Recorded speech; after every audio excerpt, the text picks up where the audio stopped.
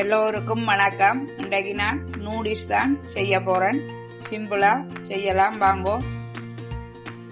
முதல் தண்ணியை கொதிக்க வச்சுட்டு இப்போ தண்ணி கொதிச்செடுத்து நான் இந்த நூடில்ஸ் தான் எடுத்துருக்கிறேன்.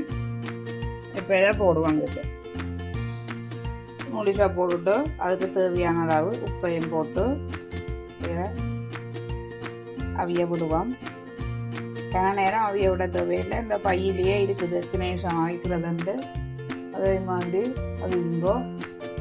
இப்போ நூடில்ஸ் அவிஞ்செடுத்து இது நான் 8 நிமிஷமாக அவிச்சேன். நான் கன நேரம் அவிக்க தேவையில்லை. நல்லா கரைஞ்சி போடும். இது 8 நிமிஷம் அவிச்சா காணும். இனி இதாக்கி தண்ணியை வடிச்செடுப்போம். இப்போ சட்டியை வச்சுட்டு நான் வெங்காயம், உருளைக்கிழங்கு, கேரட்டு, கத்தரிக்காய் எல்லாம் பொரிச்சு வச்சிருக்கிறேன். அதை எடுத்து போடுவோம். நான் எண்ணெய் விட இல்லை.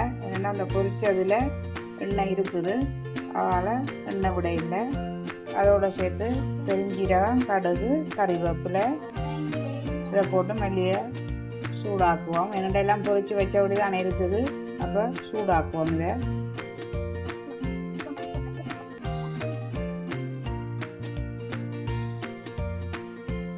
இப்போ பாருங்க சூடாகிடுது.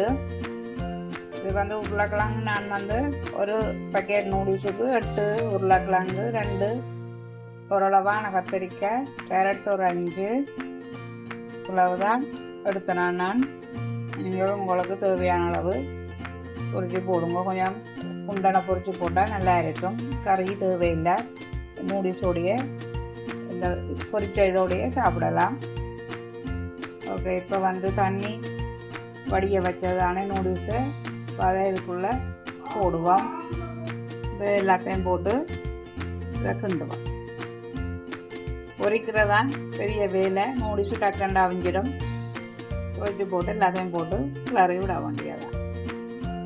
இப்போ பாருங்க அங்கே நூடுல்ஸு ரெடி ஆகிடுது. நீங்களும் செய்து சாப்பிட்டு எப்படி இருக்காண்டு லைக் பண்ணுங்க, கமெண்ட் பண்ணுங்க, ஷேர் பண்ணுங்க, மறக்காமல் சப்ஸ்கிரைப் பண்ணுங்க. நன்றி, வணக்கம்.